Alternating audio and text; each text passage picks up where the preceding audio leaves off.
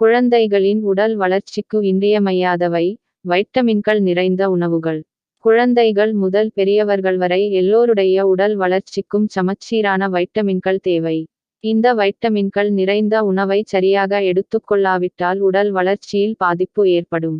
நோய்களும் சொல்லாமல் கொள்ளாமல் வந்து ஒட்டிக்கொள்ளும்.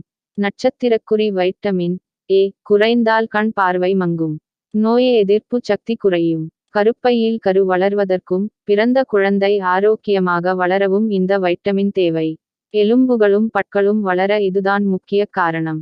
முருங்கைக்கீரை, பச்சை காய்கறிகள், வெண்ணெய், முட்டையின் மஞ்சள் கரு, ஈரல், மீன் எண்ணெய் ஆகியவற்றில் வைட்டமின் ஏ அதிகம் காணப்படுகிறது.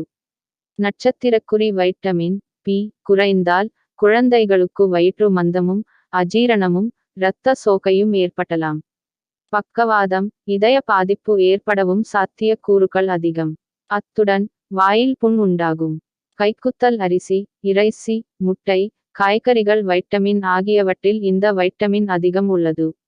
நட்சத்திரக்குறி வைட்டமின் சி குறைந்தவர்கள் மன அமைதி இழப்பர். மேலும் தோற்றத்தில் சிடுமூஞ்சியாக காணப்படுவர். குழந்தைகளுக்கு எலும்புகள் பலம் குறையக்கூடும். பல் ஈறு வீங்கி பற்கள் ஆட்டம் காணலாம். பல் ஈறுகளில் இரத்தம் கசியும். தோலில் இரத்தப் போக்கு ஏற்படும். ஆரஞ்சு பழம், திராட்சை, சமைக்காத பச்சை காய்கறிகள், நெல்லிக்காய், எலுமிச்சை, தக்காளி, கொய்யா, உருளை, வெற்றிலை, பப்பாளி ஆகியவற்றில் வைட்டமின் சி அதிகம் உள்ளது. நட்சத்திரக்குறி வைட்டமின் டி இல்லாவிட்டால் குழந்தைகளின் எலும்புகள் வலுவிழந்துவிடும். பற்கள் கெடக்கூடும். வைட்டமின் டி போதிய அளவு இல்லாத குழந்தைகளின் கால்கள் வில் போல் வளைந்துவிடும். வயிறு ஊதும். போதுமான சூரிய வெளிச்சம் குழந்தைக்கு கிடைத்தால் உடலே வைட்டமின் டி யை தயாரித்துக் கொள்ளும். முட்டை, மீன், வெண்ணெய் ஆகியவற்றிலும் வைட்டமின் டி அதிகம் உள்ளது.